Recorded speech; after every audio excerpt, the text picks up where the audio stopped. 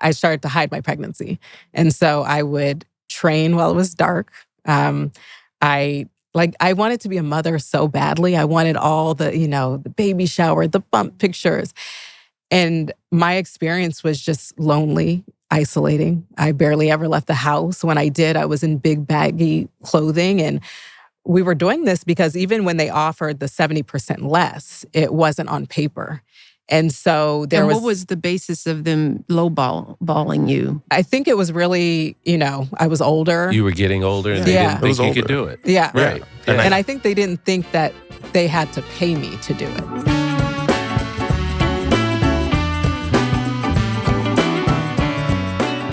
This episode is brought to you by Shipt. Craig. Michelle. What's going on? Michelle. It's Craig and Michelle. Michelle and Craig. How about Michelle and Craig? Did we go over that before? No, I think Michelle and Craig sounds better, but we grew up hearing Craig and Michelle. That's right. Craig and Michelle. I think Michelle and Craig sounds better. You like that? Mm-hmm. But I'm excited about our show today. Because when we started talking about doing IMO and over the first season, it's the show is becoming what it's going to be, right? Right. And it's beautiful. I love how we're kind of unwinding what it is organically. Mm-hmm. But we talked about wanting to really get more siblings. Like situations that we can to contrast and compare with our upbringing. Especially siblings who work together. Mm-hmm. And we did that with Regina and Raina. We got a couple of people in, but this pair, everybody will know who the sister of the team is, duo is. I've been a fan of hers for a long time. Yes. But we've got brother, sister here. You want to do the introduction? I do. We have Allyson and WES Felix. So I am excited because this is my first time meeting them. Not my first time seeing them, but my first time meeting them. So I will start with Allyson's bio. Allyson Felix is the most decorated American track and field Olympian in history, earning 31 global medals across the Olympics and World Championships. Crazy. 31. That's a lot of running. That's a lot of medals and a lot of winning and a lot of placing and competing, along with multiple world records. At her 5th Olympic Games in Tokyo, 2020, she wore spikes from her own brand, Seish, making her the first track and field athlete to compete in her own footwear. So we're going to talk about that. And now WES has a distinguished athletic and leadership background as well. At USC, he was an All-American and captain of USC's track team. So I can't wait to talk to them about, we were close in college, but it wasn't like you were playing ball or anything. Yeah, right. So, that's right. And then WES founded Evolve Management Agency, shaping the brands of top female athletes, including his sister, Allyson Felix. In 2021, he co-founded Seish, a women's-specific performance footwear brand. And in 2024, Always Alpha, the first talent management firm dedicated entirely to women's sports. Amen. So we got so much to talk about. We have so much to talk about, and we can't wait. So why don't you guys come on out? Allyson Felix, welcome to IMO. Oh. Welcome, man. Thank you. Thank you so much.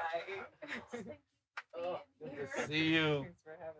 Have a seat. Well, get all settled in our little table. You set your chair right. Yeah. Got it ready. Don't have to squeeze you in. Welcome. Thank you. You're looking great, big brother, little sister. I love it. Yes. Yeah. I feel like her maturity has maybe surpassed mine now that she's a mom. Yes. Yeah, but he was a dad first, but I still think my maturity surpasses him. Well, I think that's a gender thing. I think it's a gender thing. Yeah. And Misha's maturity level surpassed me when she was 6. So you didn't move that quick. Yeah. At least she held out for a little bit. She was bossing me around at 6 years old. So yeah. So growing up, when did the competition start? Like, did you guys we played everything together because she was my first playmate. Yeah. So whether it was sports or games, board games, cards, when that started for you and me early. The minute you could get me to do stuff, the minute I was old enough for him to beat me at something, he would be like, let's play this game that I've been practicing for 2 years. I like your style. Right there with you. Yeah, it was the same for us. Really early on, I feel like our family is just competitive. So that was the dynamic always. And then I was just a tag along, whatever Wes was doing, I was trying to keep up. And so if he was playing with the boys in the neighborhood and they were playing basketball, I was, not too far along, but he never let me win in anything. And then I was always Wes's little sister. Like I didn't have a name, so he was doing well. And when I came along, that kind of was the thing. And so I felt like I was always trying to kind of, keep up with you. Yeah, it was interesting as you guys were doing the open and you were saying, is it Michelle and Craig or is it Craig and Michelle? And it's interesting for us just when it switched. It was always Wes and Allison, and it was this is Allison or Wes's little sister. Wes's little sister, and then all of a sudden, high school, it turned, and it was like Allison and Wes, and that's Allison's brother, and it's been that way ever since. We had but the same. Really cool. Ours was a little later when she became iconic as the first lady, and it's like. I became Michelle Obama's brother. Yeah. And I was more than happy to be that, because she had been Craig Robinson's little sister for so long. Yeah. And it was irritating at times, but you got to meet a few guys. Probably like you, Allison. I adored my big brother. I mean, there was never a feeling of competition. We'd compete. But, if he got something new, I was excited for him, So tell us about your parents, because we miss ours so much. Tell us how they influenced the people you became. Yeah, so our dad is a pastor. Yeah. So, we grew up as PKs. And our mom... is that a thing, PK? Yeah. Pastor's kids? Yeah. Pastor's kids, yeah. I didn't know a it thing. was called PK. That's because you don't go to church. That's true. That is true. I would not know it. And our mom was an elementary school teacher. She taught 3rd grade. And so, they were very much people of service and, invested in people. And we always grew up hearing, your parents are so amazing. They've done, so much for us. And for us, I think they were really great examples of what hard work looked like and what passion looked like and really gave us, a beautiful upbringing. Yeah, I think I always think of, especially our dad. His dad passed away when he was 8.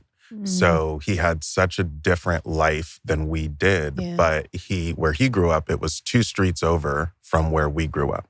So literally exact same neighborhood, just 2 streets over. That's similar to us. Really? Yeah. We grew up in the community that our parents grew up in. Yeah. Same thing. And then his dad passed when he was 8. So then they had to leave that neighborhood and they had to go out just kind of into LA.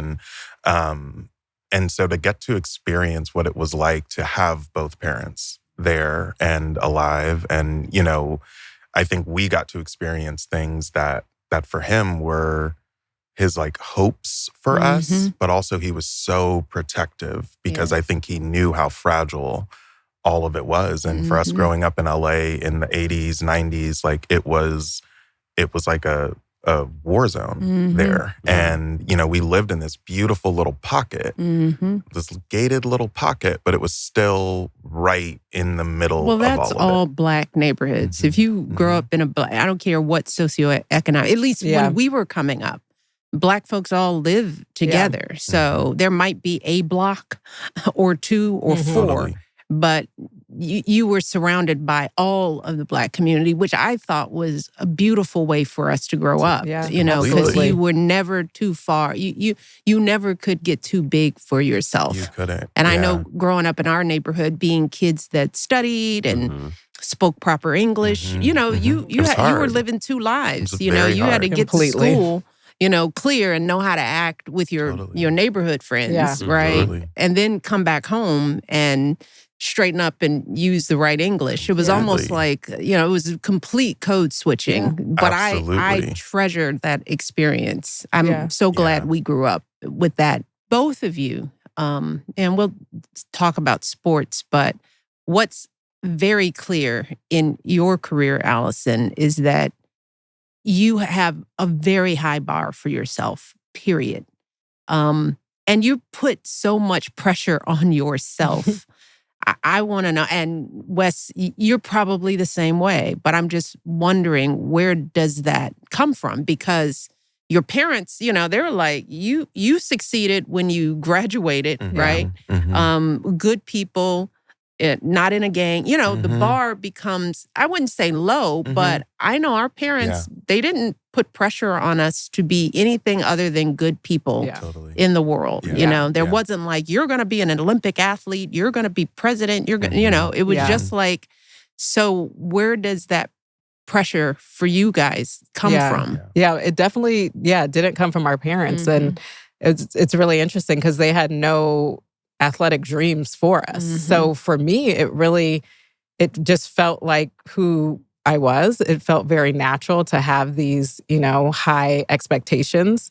But I think I did see, my parents work so hard at what they were doing. And so when I did find something that I was passionate about, I wanted to bring that same energy to it. And so I think that's what it was. I wanted to do it the best that I could. And that always looked like setting a goal. And then, if I achieved it, then okay, there's another one and there's another one. And it just kind of kept going. But it was really kind of internal for me that I kept pushing. You started with, or you played basketball. Yeah. Where did the running come in? Because what I found with most basketball players, running is a punishment, so you don't like to do it. Yeah. And then you went from basketball to running. Yeah. And I know you followed him with the running. Yeah. But where did the running come in? For me, it was really just around school and making friends. But Wes was at a different school.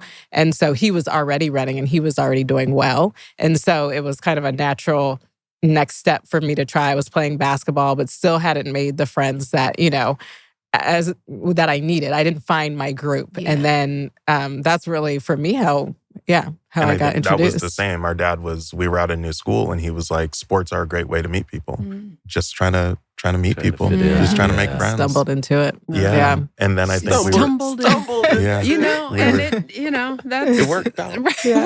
It did. Okay. Then we fell in love with it. And I think it was a huge part of our bond too. Yeah. To have that. It was like the family business. So what was it like, Allyson, going to the Olympics at 18? Do you remember that? Is that still I fresh? mean, yes, very fresh. Everything was new for me because I had only really seriously joined the track team at my high school a little over 4 years before.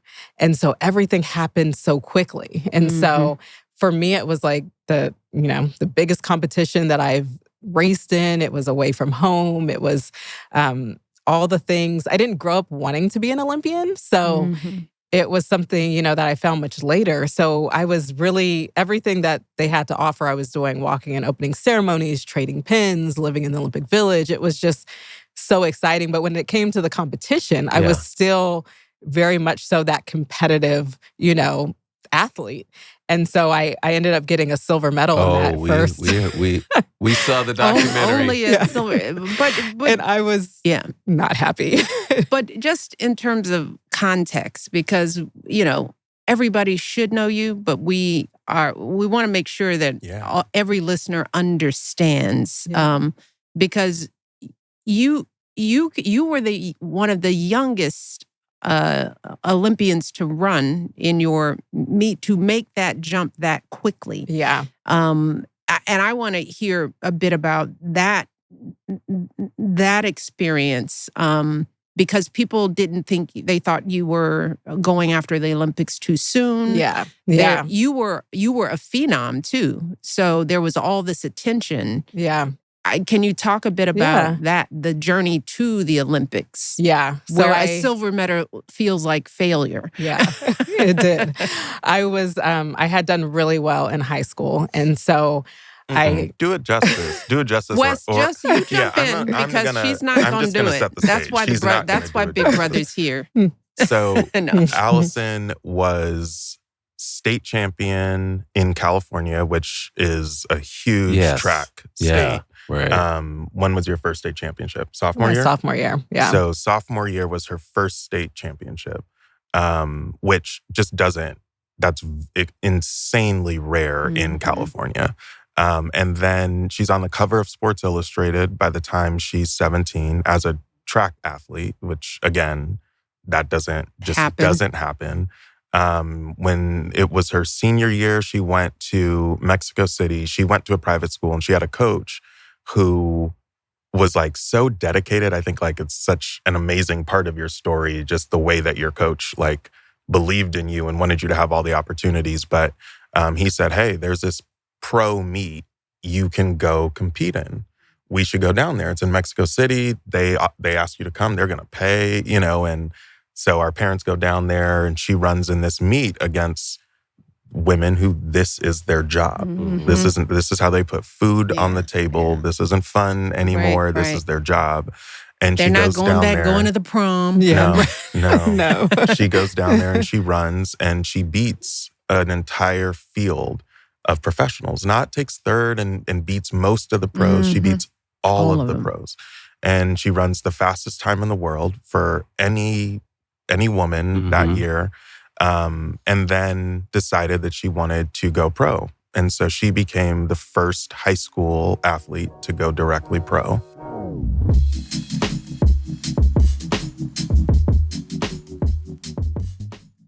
So I was talking with a friend the other day about how the FIFA World Cup is coming to the U.S. I know I'll definitely be tuning in, maybe even putting together a few watch parties. Invite some people over and explain what offsides means for any newcomers. Having lived in England, I have some knowledge on what that means. But here's the thing. I actually might be out of town for some of the bigger games. If you're planning on traveling this summer too, consider listing your home on Airbnb. Thousands of people are going to be coming to the U.S. from all over the world, and they're going to be looking for places to stay. Think about it. The last time you went on a trip, I'm sure you wanted to stay somewhere that offered a taste of the local flavor. Soak up a little atmosphere? Well, now you can offer that to world travelers, all while making a little extra cash on the side. If you've ever thought about hosting, this summer is a great time as we welcome FIFA World Cup fans. Your home might be worth more than you think. Find out how much at airbnb.com/host. When was the last time your shopping delivery service really delivered? I've had days when I'm bouncing between meetings, studio time, trying to get home before friends come over, and then I realize my grocery delivery guy made some creative choices. Like the time I asked for marinara sauce and they brought me salsa. Well, Shipt is different. I found that shoppers with Shipt are no ordinary shoppers because they know that no order is ordinary. They put extraordinary care into what they do. Shoppers with Shipt really understand me and my shopping needs. For example, my desire for extremely thinly sliced cheese.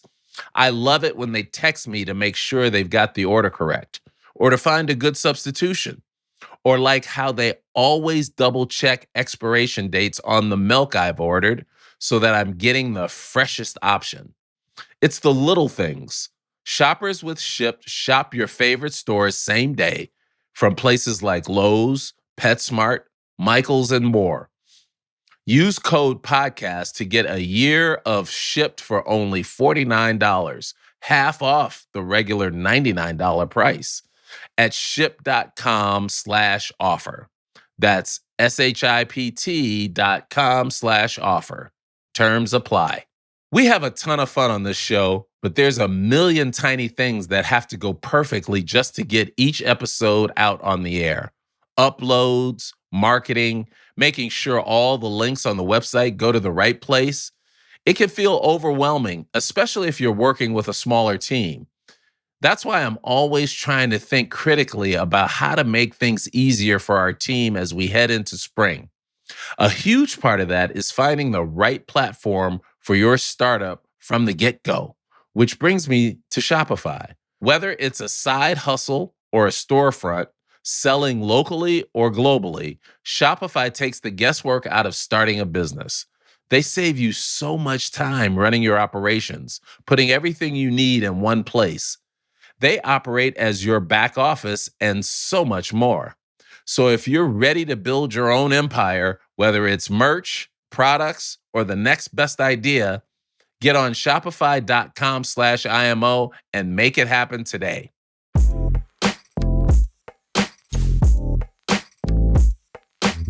What made you decide to go pro? What Yeah.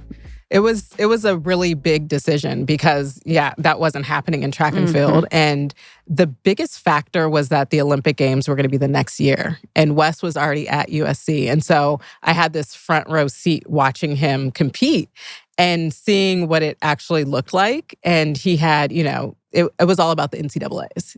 And so he was all about the point system. And so he would have a lot of events.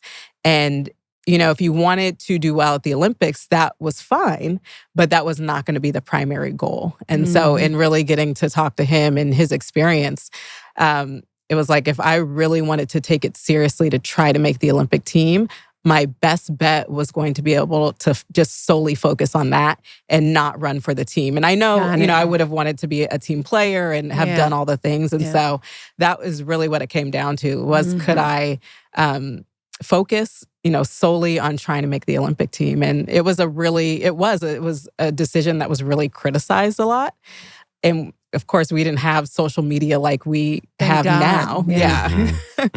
But, I heard it and it was really hard, but my family, they supported me and I think I made the right decision for what my goals were. I still had feelings of missing out on the true college experience and, being on the team and all of those things. But I went for, trying to make the team. Do you remember the first time you said to yourself, I want to be an Olympian? It was really late. It was probably around the time, a little bit before that race in Mexico City. Because for me, I had always looked at it as like, this is going to be college. This is my ticket to college and to get it paid for. And so I always had that mindset. And also because we found it late, I don't think I really knew it was like a career path. Okay. It's like you just run. You run in the neighborhood. Yeah, you compete in school. And it's just so different than like the NBA or the NFL where you're hearing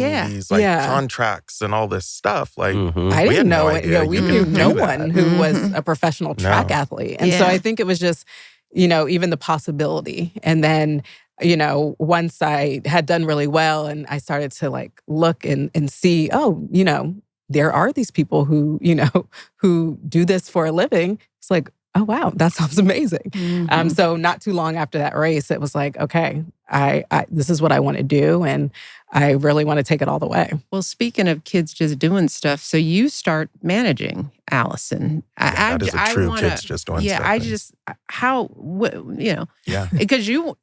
were you when you started managing? I was too young. I think I was like 24. Yeah. Maybe 25. So what was the conversation?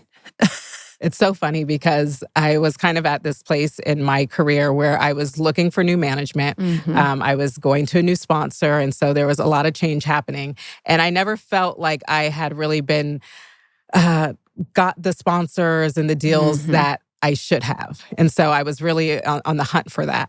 And Wes was also in this moment in his career at a transition as well. He had a liver virus where it was clear that he was not going to be able to continue. And so I think everything was... Not in life. Yes, okay. I would live, but... Continue on in the sports. Thank you. So out there putting death on it, you know. But it was kind of this moment that it just aligned. And you actually like made a proposal. I think he like put a proposal together to our parents, like around representing and me. To you.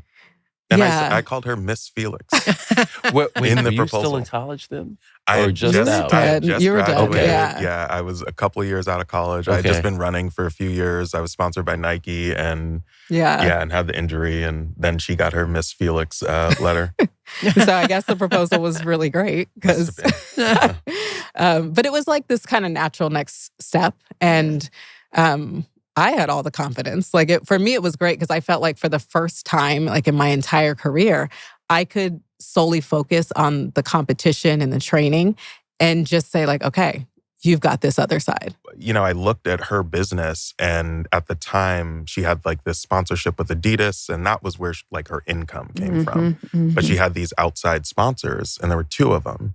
And one was Visa and one was Power Bar. And like together, it was a combined $35,000 a year. And so I looked at that and was like, that sounds crazy to me. Like my sister just won an Olympic silver medal. She's 18 years old. Like she's like the youngest Olympian on the team. She's the youngest sprint world champion in history.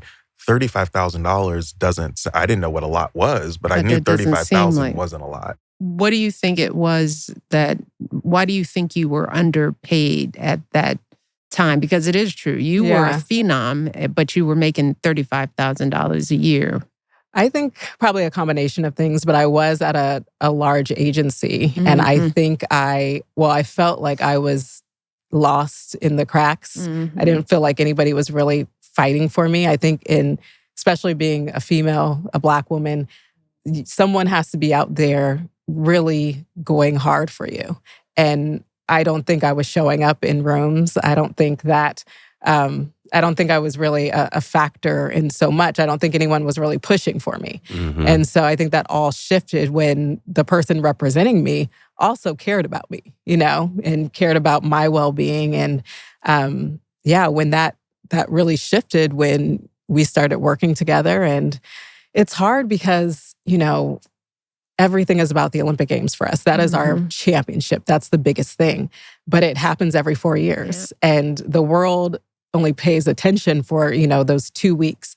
And so all of your earning potential is really right there. But it's also the most, you know, it's the event you have to be ready for. And so there's so much that goes into, you know, the training, the day in and day out. And we do have a professional circuit that we, you know, participate every year. But it's nothing like the Olympic Games. And so just the weight of that and, you know, the opportunity is small. The window is small of your earning potential. And so a lot goes into it. And I always say it's, you know, for me, my race was 221 seconds. And if you mess it up, you've got to wait another 4 years. And so it's not only the athletic pursuit of it, but the business side of it as well. It's like, how do we maximize this time that you don't know if you're going to go once or if you'll have multiple opportunities. So I think it's really difficult for Olympians. And then when you start to even get smaller for Olympians of color, for women, you know, the opportunities are smaller. So it's been challenging through the years to really be able to get out there. And I always feel like for female athletes as well is not only do you have to be extraordinary in what you do, but there's also this other thing where it feels like there's like this standard of beauty or there's, you know, you have to also be, you know, appealing in this certain way. And it, I think after a while, just becomes exhausting. You know, it's like you're constantly fighting to make it. And, you know, sometimes you feel like you are not yourself when you're trying to fit this version of like, you know, what are they looking for? How can I be that when it's not really who I am? And so I think it's really, you know, been a struggle. But I think definitely was a turning point when we started working together. I felt like I could lean into more of myself and be able to honor that. I also want to just pitch She Runs the World, which is an amazing documentary and I want to talk more about that. That really gives the audience a clear sense of who you both are. And, character-wise as an athlete. So I want people to, because it's, I know it's done. I've seen it. Yeah. And it's played at the Martha's Vineyard African American Film Festival. Yeah. But I hope more people are going to get to see it. But be on the lookout for She Runs the World, and we'll talk more about that story. But you guys did something different to keep the light shining. Yeah. Because we know Allyson Felix. We know you inside and out. So what do you think the difference was for you in sort of maintaining kind of a high level of presence and building an economic model that could sustain you? I think it really was eventually doing things like outside of the traditional sense. I think a lot of stuff shifted for us when, we started speaking out once we, created our company, and I was sponsored by, Sage, our own company. It was like breaking outside of the mold of the way that things had always been done and understanding that that's okay and that's good. And I think it was also just being ourselves instead of trying to fit into this mold of what you think that they're looking for. Can we talk about what we're talking? Yeah. Because you're killing it, winning medals, got big Nike sponsorship. You are the female athlete at Nike, and they are making money off of you. Mm-hmm. And you're killing it. And then this wonderful thing happens that turns out to not be a wonderful thing in sports. Can you talk a bit about? Yeah, I started a family, and I was really scared to do that. Well, I waited first because I felt like I couldn't. I had seen, my friends, and I had seen my teammates struggle. And so I felt like, okay, well, if I do enough, if I have enough medals, then that won't be me.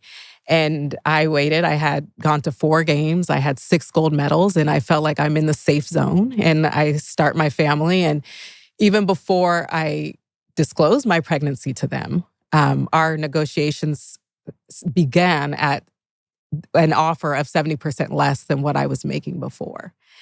And that just shook me, because it was like, wow, they don't even know. And already this is in such a bad place. And so my fear amplified, and I started to train. I started to hide my pregnancy. And so I would train while it was dark. I wanted to be a mother so badly. I wanted all the, the baby shower, the bump pictures. And my experience was just lonely, isolating. I barely ever left the house. When I did, I was in big baggy clothing. And we were doing this because even when they offered the 70% less, it wasn't on paper. And so what was the basis of them lowballing you? I think it was really, I was older. You were getting older, and they didn't think you could do it. Yeah. Right. And I think they didn't think that they had to pay me to do it. Mm. Who else was going to pay me?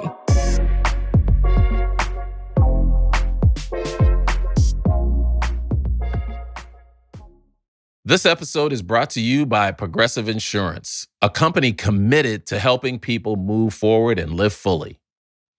When I first became a homeowner, I was just absolutely racked with nerves. We waited until we saved up every single penny for that down payment. We weren't taking any chances. And today's home buyers are dealing with even bigger challenges than we had back in the day. The market is unpredictable. There are housing affordability issues, and a lack of straightforward education during the home buying journey is keeping many first-time buyers on the sidelines. That's why Progressive created the Up Payment, a down payment assistance program for eligible first-time home buyers. Now, in its second year, the Up Payment program is offering up to $13,500 each to at least 200 eligible applicants. with amounts tailored to individual needs. It's all part of Progressive's mission to open more doors for future homeowners. And they offer educational resources and helpful guides, too. Learn more about Up Payment and Progressive's commitment to first-time homebuyers at progressive.com/openthehouse, where homebuyers can discover more about housing challenges and access resources and support to empower them in their housing journey. My life, pretty hectic right now. And what was making it all so much harder was how spread out all of my tracking was. I had reminders in my calendar, in my email, in a notes app. Then I found Yahoo Mail, now with Planner. Planner brings your tasks and events together in one place so everything stays organized and you don't miss what matters. So if I've got a dinner reservation buried in my inbox or a reminder I flagged for myself, it's all there in one view. Planner also pulls key details from your emails, like appointments, school events, and bill reminders, and turns them into actionable plans, saving you time and effort. Planner is extremely helpful when life gets busy and you start getting that feeling like you've missed something.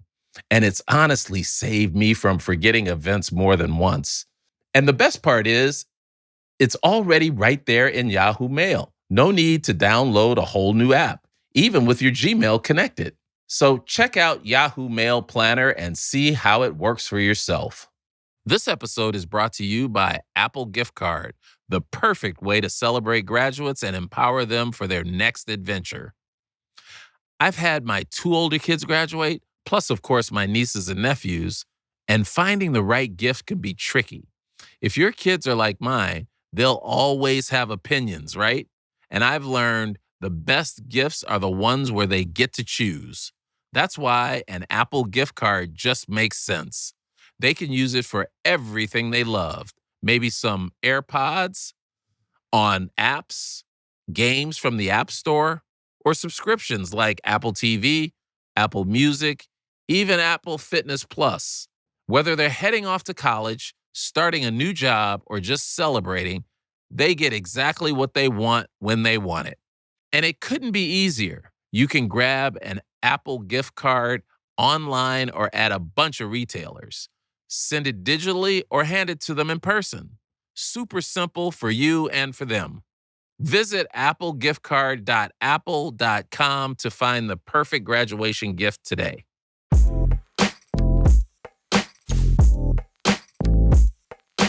I found in representing Allyson that people are afraid because I'm her brother. Mm-hmm. They dance around things, and I'll try to just tell them, I was like, I understand that's my sister, and also I'm not here as her brother. I'm here as her manager. And so I need to understand what you're talking. So say what you need to say, and something that they said was, it's just business.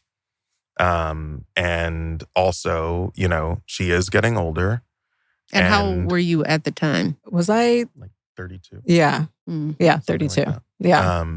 She's getting older, and and as conversations went on and it got a bit more heated and truth came out a little bit more, something else they said that I found unbelievably just offensive was, well, we've paid her a lot of money over the years.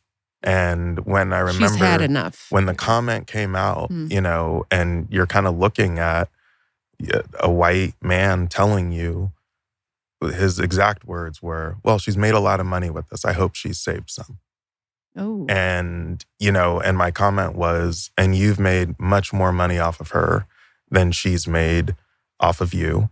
And as we went through the negotiations, what became really, really clear to me was that this was just because they believed they could. Mm-hmm. It was because they could. Yeah. And, there's the parts of that are ugly and horrible. There's the parts of that are just business, and you don't have to be amazing, great people to do business. It would obviously be better if you were, but you don't have to be. And I think what they never thought could happen is what did happen.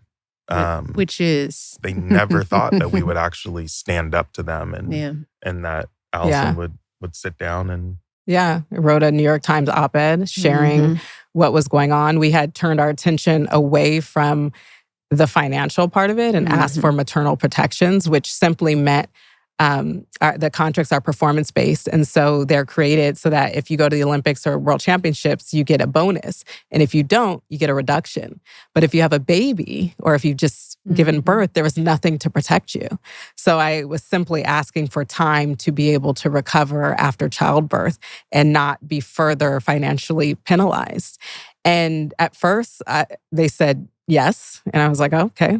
Then we can move forward. And when the contract came back, there was no mention of maternity, no pregnancy. And what we learned was that they were not willing to set that precedent for everyone. They were willing to give it to me, but not for everyone. And so for me, that was just, this happened over a course of time. I ended up giving birth to my daughter. And there was to me, it just felt like unacceptable. It just felt like I couldn't stand by on that. So wrote that New York Times op-ed, shared what so many women before me had also, who were under NDAs, had gone through.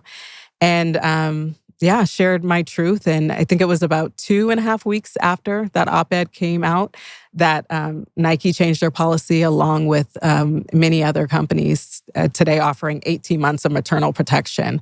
And but terrifying, I bet. Terrifying. Really, really scary. I'm thinking back to something you said earlier about your parents being of service to everyone. Yeah.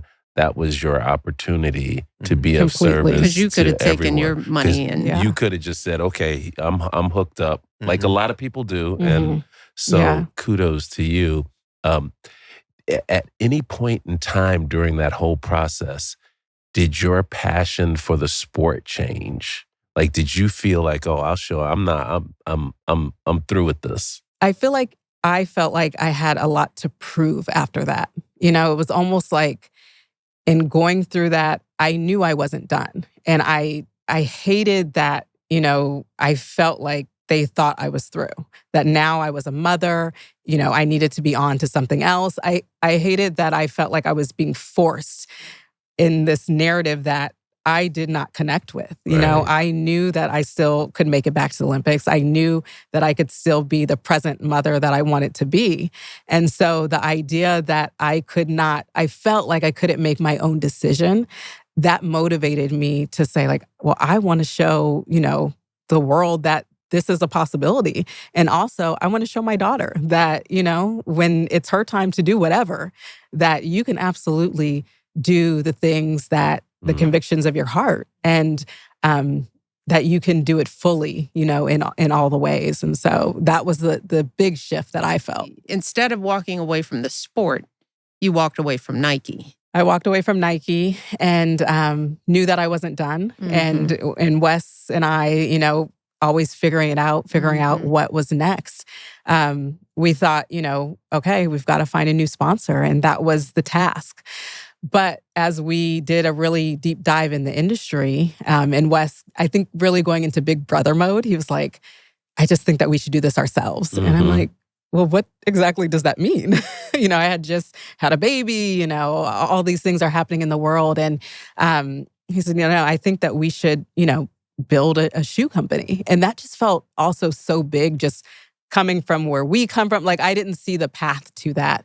But the more that I sat with it, I understood what he was saying. It was like, instead of begging these big brands to do the right thing, to build the thing differently, we could do it.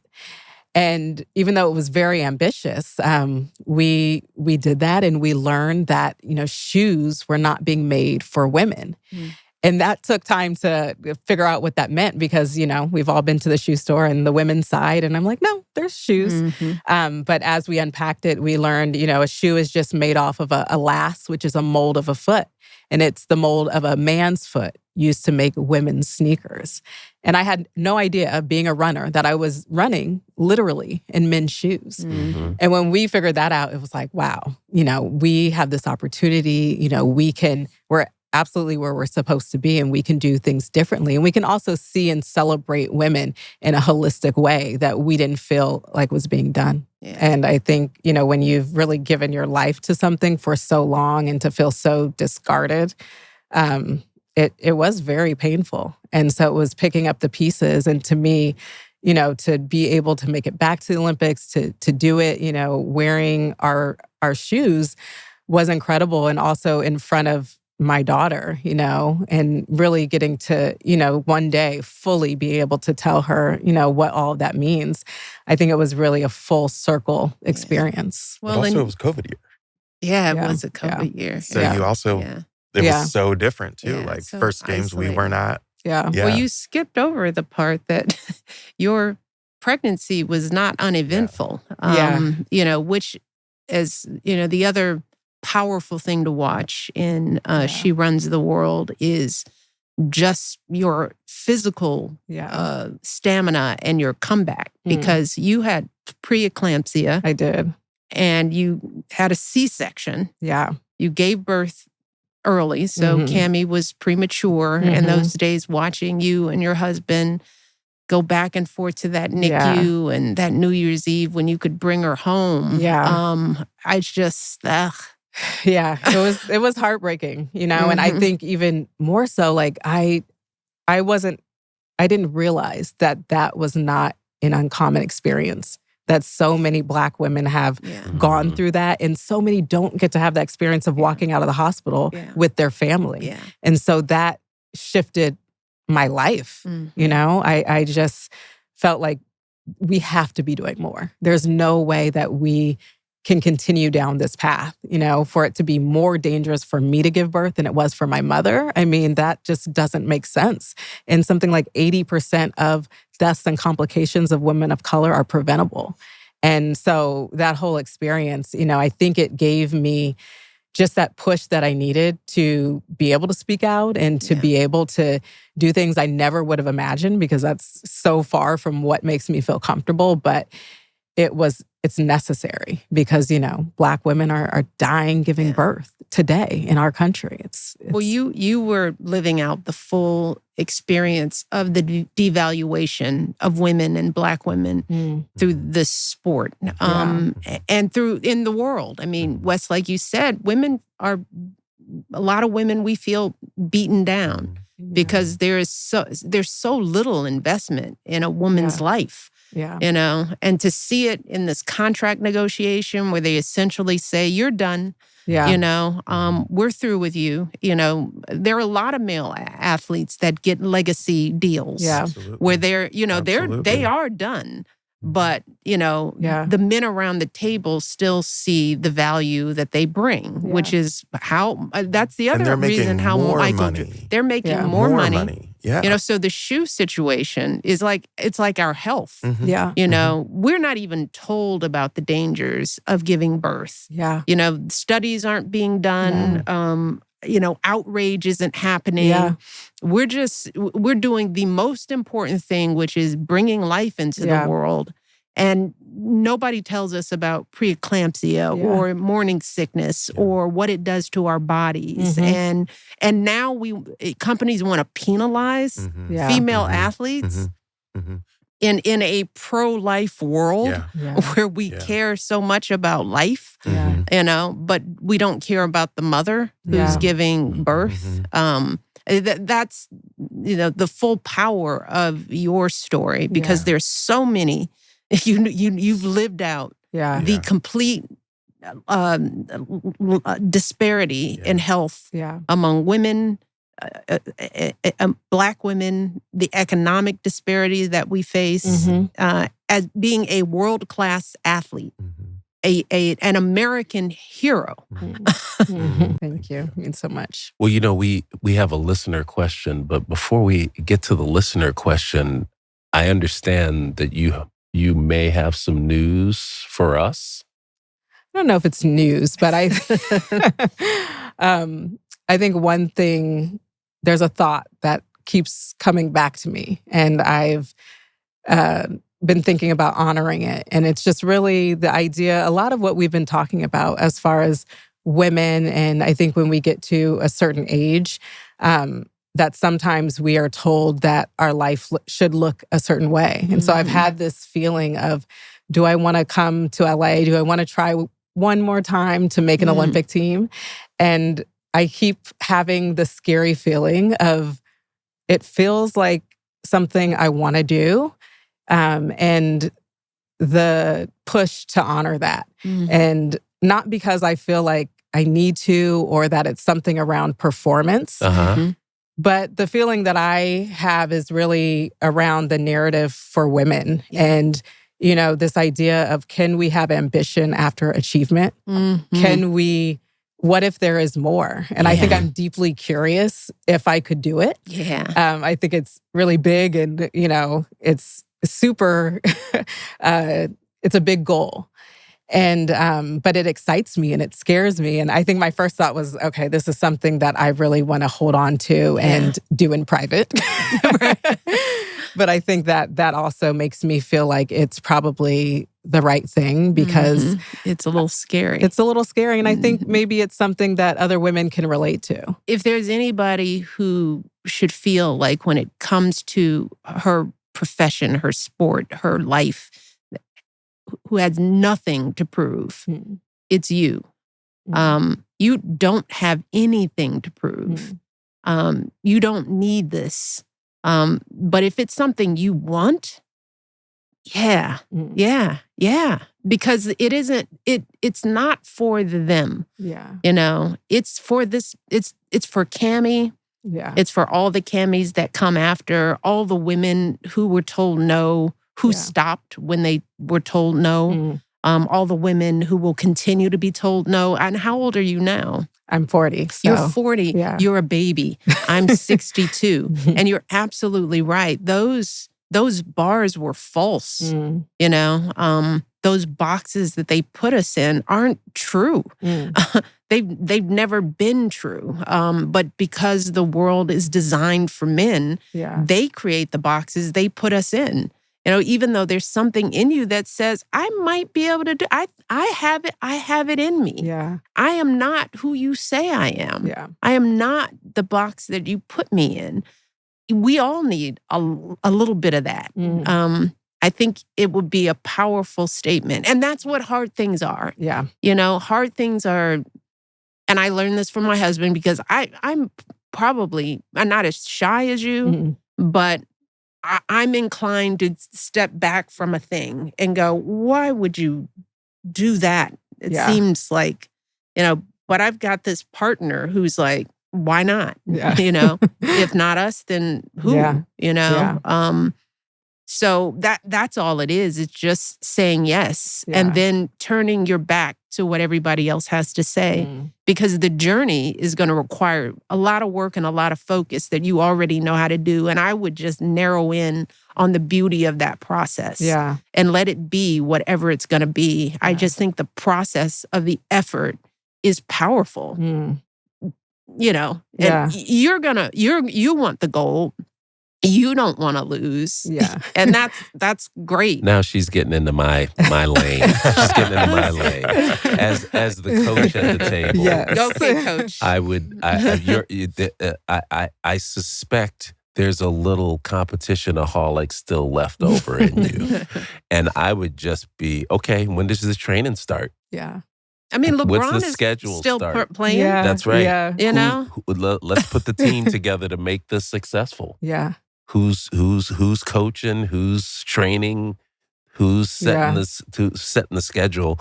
I mean, I'm got goosebumps. I'm excited for you. Well, I think it's also knowing that I'm okay if this ends with me not making it. It's the question of, is it possible? Well, I'm not sure, but I'm deeply curious. And I think just knowing that you can go for something even at a certain age, that doesn't have to be a limit. It doesn't have to be something that turns you away. And not to poo-poo all of the warm stuff we're talking about, a lot of athletes don't take it to the next level because they're afraid that they might not make it. I'm trying to teach our high school kids that I'm coaching right now, the beauty of the journey is in the process. and the journey itself. Completely. And that never goes away. Yeah. Yeah. It's so true. Yeah. I think failure, it's a part of it. Yeah. I feel like I've learned so much more from the things that didn't go the way that I had thought they were supposed to go. And there's so much to be learned. And so there is something that excites me of what will I learn in this process, you know, and what is for me. You know, it may not look maybe like the goal that I have set before, but I think that there is something powerful there.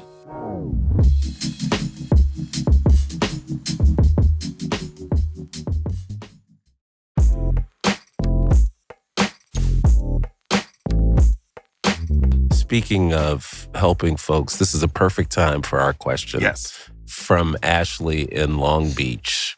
When you consider a new venture, what signals tell you it's time to pivot, and what criteria help you decide what to say yes to and what to lovingly release when your time and energy are finite? For those of us with many callings and limited capacity, how do we pursue the next thing without sacrificing impact or our well-being?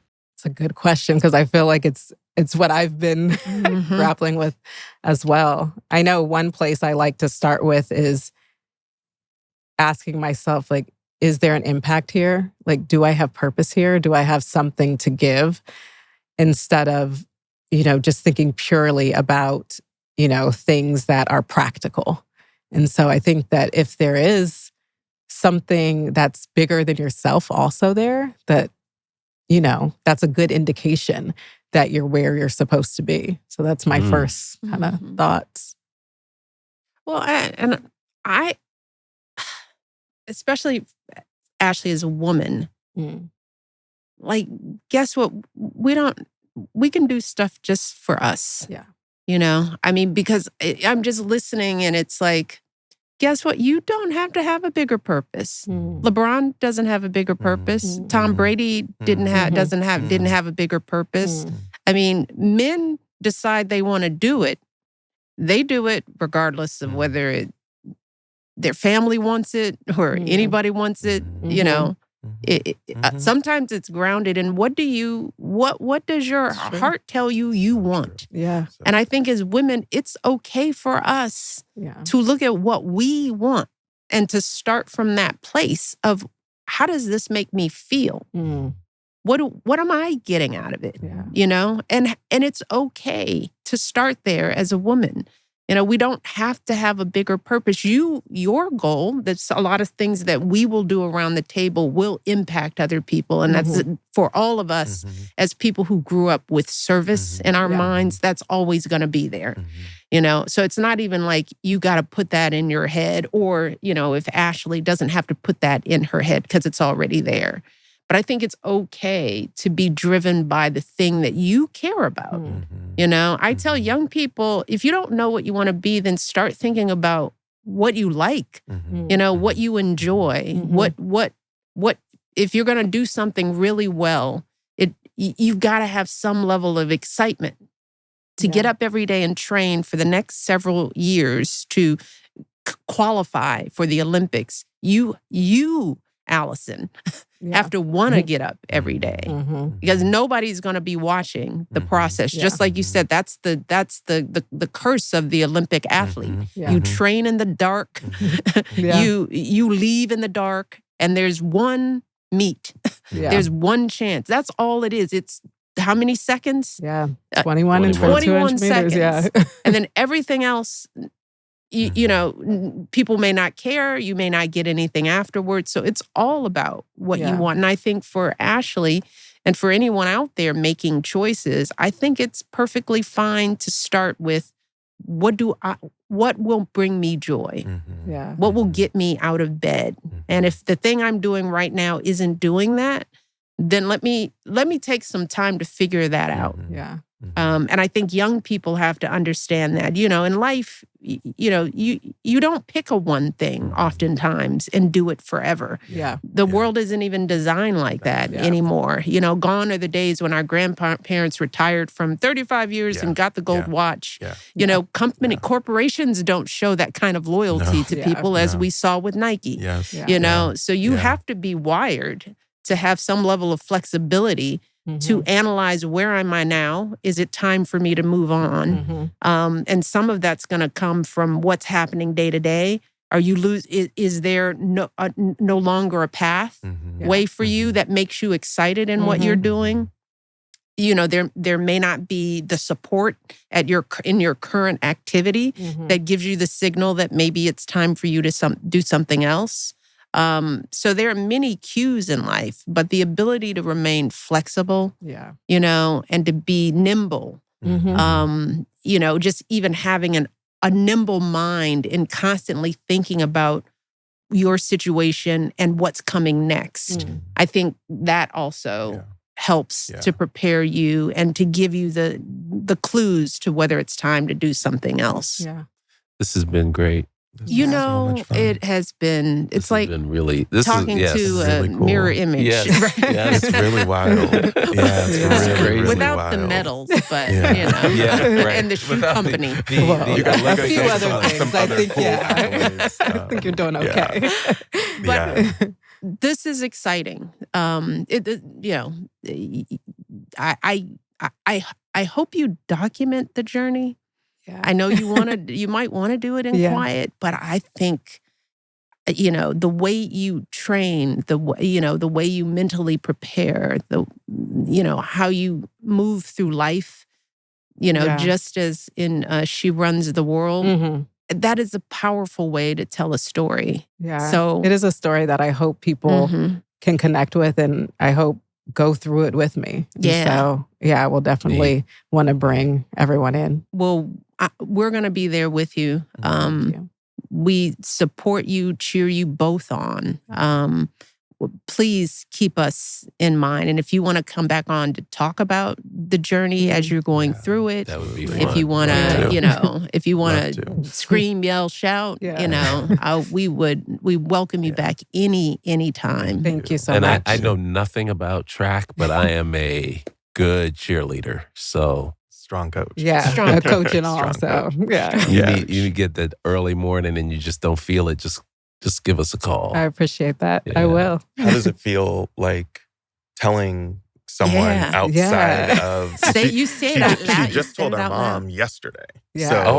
So this is really how does it working feel? through it. It feels like it feels good. Yeah. It feels like it's something I'm supposed to do.